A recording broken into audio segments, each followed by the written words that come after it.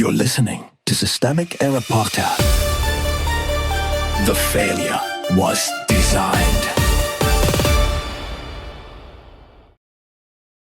White House insiders say Rubio sees the writing on the wall as Vance ponders bid report based on an article by Benito L. Kelty.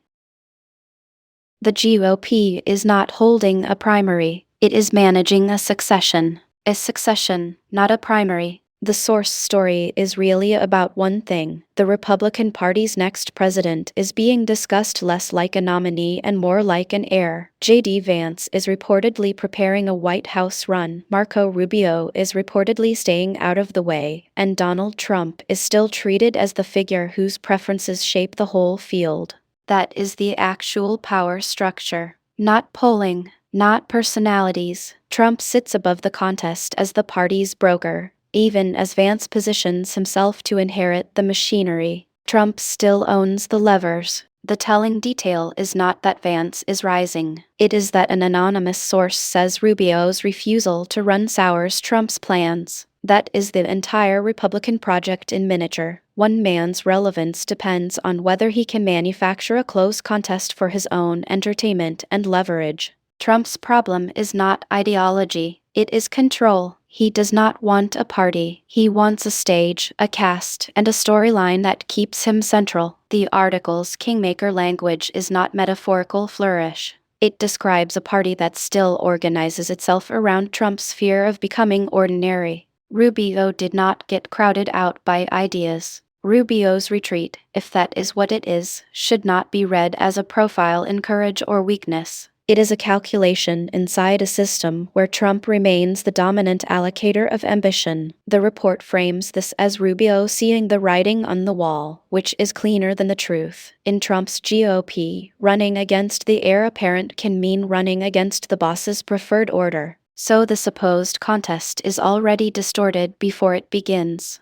Candidates are not competing on governing vision. They are competing on proximity, loyalty, and tolerance for subordination. The poll is a distraction wearing a number. The Daily Mail leans hard on a poll showing Vance ahead and Rubio fading. That provides the illusion of hard evidence, but the numbers are only a snapshot of a party whose leadership has been reduced to brand recognition and inherited allegiance. What matters is not that Vance is at 51% in a poll among Republican primary voters. What matters is that the field is being described through Trump's anxieties and Vance's ascent, while the party's internal collapse into personality cult politics is treated as normal campaign gossip. That is the misdirection. The article invites readers to watch the scoreboard while the institution itself is being hollowed out. The pattern is personal rule, not party competition. This is what authoritarian politics looks like when it has not yet fully broken through. Not tanks in the street, but a party architecture built around one man's grievance, one man's brand, and one man's handoff plan. The point is not policy continuity. The point is controlled succession. Vance is not being presented as a challenger to the system. He is being presented as the system's next caretaker. Rubio's role is not to offer an alternative.